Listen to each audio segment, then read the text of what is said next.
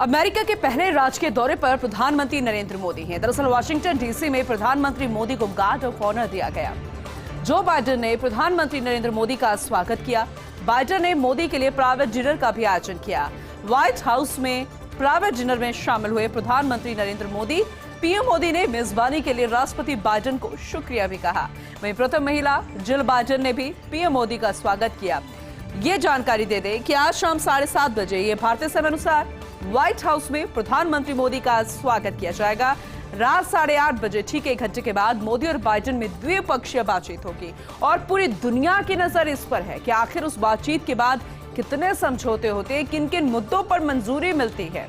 नजर हर किसी की। वहीं आज रात भारतीय समय अनुसार आज रात 12:15 पर यानी 12:15 बजे अमेरिकी कांग्रेस में संबोधन भी रहने वाला है और इस पर भी हर किसी की नजर होगी, क्योंकि द्विपक्षीय मुलाकात के बाद, द्विपक्षीय चर्चा के बाद ये संबोधन होगा और ये बेहद खास रहने वाला है।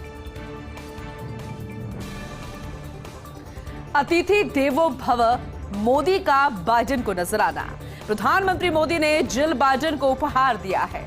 दरअसल वैसे तो ये गिफ्ट्स के लेन देन का सिलसिला चलता रहा।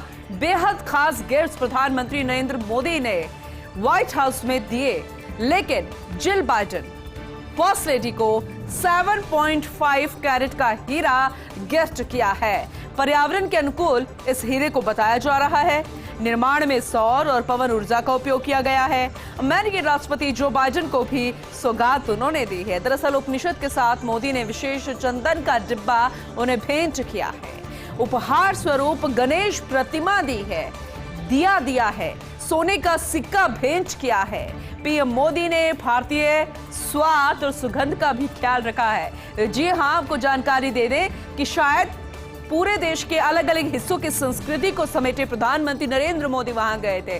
राष्ट्रपति जो बाइडेन को पंजाब का घी उन्होंने भेंट किया है, महाराष्ट्र का गुड़ उन्होंने दिया, उत्तराखंड का चावल, तमिलनाडु का तिल भी भेंट किया है। चलिए कोविन पोर्टल डेटा के बारे में बात कर ले, क्योंकि उससे लीक मामले से जुड़ी खबर है। बिहार से आरोपी शख्स गिरफ्तार कर लिया गया है। दिल्ली पुलिस स्पेशल सेल की IFFSO यूनिट ने इसे गिरफ्तार किया। कोविन पोर्टल का डेटा टेलीग्राम पर इस युवक ने डाल दिया था। दिल्ली पुलिस लगातार उसकी तलाश भी कर रही थी। गिरफ्तार आरोपी की मां बिहार में हेल्थ वर्कर के तौर पर काम करती है और पुलिस को शक है कि आरोपी ने अपनी मां की मदद से ही इस डेटा को चुराया है, क्योंकि ये पॉसिबल नहीं है कि एक व्यक्ति जहां उसका आना जाना नहीं है, आखिर वो इतना महत्वपूर्ण डेटा कैसे चुरा सकता है, क्योंकि ये हैकिंग सिस्टम बहुत ज्यादा सिक्योर। लेकिन उसने डेटा चुराया और उसे शेयर भी किया। एक मुलाकात चर्चाओं में है। दरअसल ये मुलाकात थी अमित शाह और जीतन राम मांझी के बीच में। जानकार सूत्रों के हवाले से खबर है कि करीब 45 मिनट तक अमित शाह और मांझी की बैठक रही। अमित शाह से मुलाकात के बाद संतोष मांझी का भी एक बड़ा बयान आया है कि हम एक साथ मिलकर चुनाव लड़ेंगे, हम एनडीए में शामिल होंगे, एनडीए में शामिल होगी हिंदुस्तानी आवाम मोर्चा। जीतन राम मांझी और अमित शाह के बीच में ये मुलाकात हुई, बैठक हुई, नजर हर किसी की थी। लेकिन इस बैठक के बाद भी अब चर्चाओं का दौर शुरू हो गया है। लेकिन ये साफ हो गया है, मांझी ने क्लियर कर दिया है कि हम एनडीए में शामिल होंगे, एनडीए में शामिल हो जाएगी हिंदुस्तानी आवाम मोर्चा। अब देखना होगा कि आने वाले चुनावों में इसका कितना लाभ मिल पाता है एनडीए को या फिर हिंदुस्तानी आवाम मोर्चा को। वहीं बात करें मणिपुर हिंसा की, तो दरअसल इस हिंसा पर सोनिया गांधी ने कहा है कि मणिपुर हिंसा ने गहरा घाव छोड़ दिया है। मणिपुर में लोगों का जीवन तबाह हो रहा है। मणिपुर में लोगों के पलायन से दुखी हूं।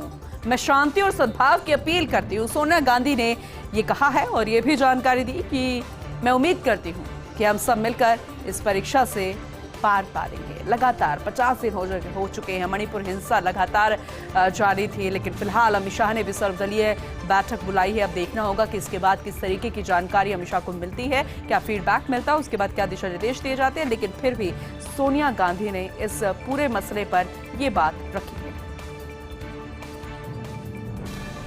जैसे कि हम जानकारी दे रहे थे कि गृह मंत्री अमित शाह ने सर्वदलीय बैठक बुलाई है। अमित शाह ने 24 जून को यह सर्वदलीय बैठक बुलाई है। राज्य में 1 महीने से ज्यादा का वक्त हो गया है, करीब 50 दिन हो गए हैं, 2 महीने होने वाले हैं। ये हिंसा लगातार जारी है। इस बैठक में मणिपुर की स्थिति पर भी चर्चा की जाएगी। राज्य में हिंसक झड़पों में अब तक 100 से भी ज्यादा लोगों की मौत हो चुकी है। ये अपने आप में बहुत बड़ा आंकड़ा है। करीब 10,000 घर तक जला दिए गए हैं। 4100 से ज्यादा आगजनी की घटनाएं हो चुकी है। इस पर किस तरीके से लगाम लगाया जाए, हालांकि जगह जगह कंट्रोल कर लिया गया, लेकिन फिर भी लगातार हिंसा बनी हुई है। इस पर कंट्रोल करने की कोशिश है। अब तो विपक्ष भी और अन्य नेता जो है इस पर अब अपना बयान दर्ज करने लगे, लेकिन फिलहाल अमित शाह ने 24 तारीख को बैठक बुलाई है।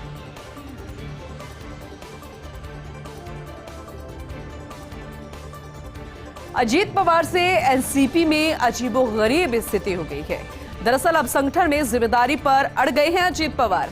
पवार की पार्टी में भी नजर आ रहा है सत्ता संघर्ष।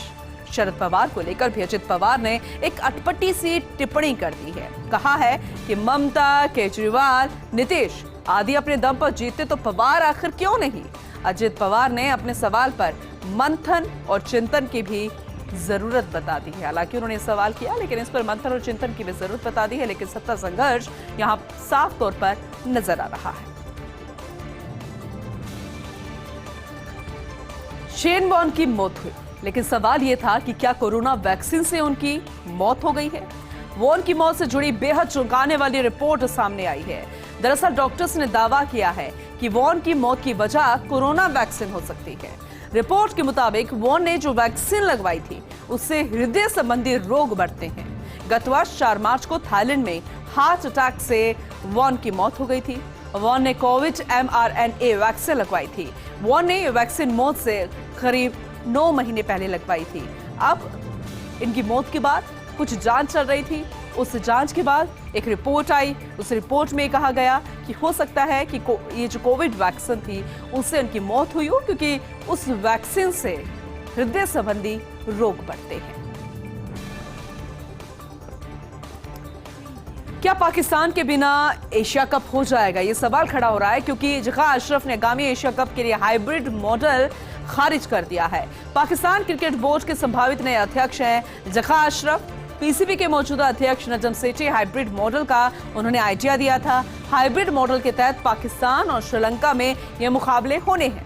बताया जा रहा है कि हाइब्रिड मॉडल के कारण ही नजम सेठी को हटा दिया गया। अब संभावित नए अध्यक्ष जका अशरफ ने हाइब्रिड मॉडल को ठुकराया है।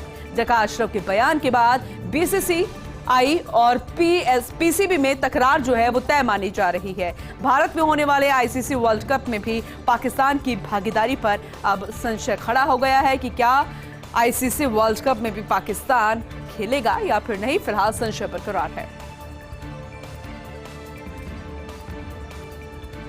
चलिए आगे बढ़ते हैं। बिपरजॉय पाली को दे गया है अमृत। दरअसल चक्रवाती तूफान बारिश के कारण पाली जिले के 23 बांधों पर चादर चलने लगी है। बाड़ी, नेहड़ा और वायद बांध पर भी चादर चली है। बाड़ी, नेहड़ा और वायद बांध बारिश से जिले के 23 बांधों पर 4 दिनों से लगातार चादर चल रही है, यानी पानी लबालब भर गया है। चादर चलने से किसानों को बहुत फायदा होगा। बांधों के भराव क्षेत्र के कुओं को अभी जलस्तर जो है वो बढ़ गया है। 23 बांधों के अलावा ग्रामीण क्षेत्रों के सैकड़ों तालाब भी ओवरफ्लो हो चुके हैं। मवेशियों के पेयजल को लेकर भी बारिश के चलते एक बड़ा संकट चल गया है। कुल मिलाकर देखा जाए तो एक तरफ साइड इफेक्ट्स नजर आ रहे थे जो ये तूफान देकर गया था, लेकिन दूसरी तरफ अमृत भी यहाँ देकर गया है। एक और बड़ी खबर आप तक पहुंचाते हैं। अब सिंगर हनी सिंह को धमकी मिली है। कनाडा में बैठे गैंगस्टर गोलजी बराड़ ने वॉइस नोट के जरिए धमकी दी है। गोलजी ने रैपर हनी से 50 लाख की रंगदारी मांगी और नहीं देने पर जान से मारने की धमकी भी दी। हनी सिंह ने दिल्ली पुलिस की स्पेशल सेल में यह शिकायत दर्ज करवाई है। हनी सिंह ने कहा कि मैं काफी डरा हुआ हूं। मेरे साथ जिंदगी में ये पहली बार हुआ है। लोगों ने हमेशा मुझे बहुत प्यार दिया है, लेकिन इस तरीके की घटना, ये वॉइस नोट आना, वो भी एक गैंगस्टर से बहुत डराने वाला है। क्योंकि आपको याद होगा सिद्धू मूसेवाले की भी गैंगस्टर की वजह से उनकी हत्या कर दी गई थी। गैंगस्टर ने हत्या कर दी थी, लेकिन अब हनी सिंह को भी धमकी मिली है। चलिए आगे बढ़ते हैं, जानकारी दे दें। रोडवेज में महिला यात्रियों से जुड़ी खबर है। इस महीने से महिलाओं को रोडवेज बसों में आधे किराए से यात्रा की सुविधा मिलेगी। ये अच्छी खबर रोडवेज में यात्रा करने वाली महिलाओं के लिए। सभी श्रेणियों की रोडवेज बसों में किराए में 50% की छूट मिलेगी। दरअसल हाल ही में मुख्यमंत्री अशोक गहलोत ने ये बड़ा ऐलान किया था और इसके बाद ही परिवहन विभाग ने वित्त विभाग को इसकी फाइल भेज दी थी। अब वित्त विभाग ने फाइल को मंजूरी दे दी है। मुख्यमंत्री के पास ये फाइल पहुंच चुकी है। वहीं मुख्यमंत्री अशोक गहलोत की मंजूरी मिलते ही ये बड़ी सुविधा मिलनी शुरू हो जाएगी। जाहिर सी बात है मंजूरी मिलेगी क्योंकि इसकी खुद घोषणा ही मुख्यमंत्री अशोक गहलोत ने की थी। प्रदेश में फिर से तबादलों से बैन खोलने की तैयारी है। दरअसल विधायकों की भारी मांग पर जल्द हटेगा तबादलों से प्रतिबंध। 10 जुलाई तक खुल सकता है तबादलों से बैन। अगर महंगाई राहत शिविरों की अवधि बढ़ी तो बैन खुलने में देरी हो सकती है और चुनावी साल में प्रदेश में बम्पर तबादले होंगे।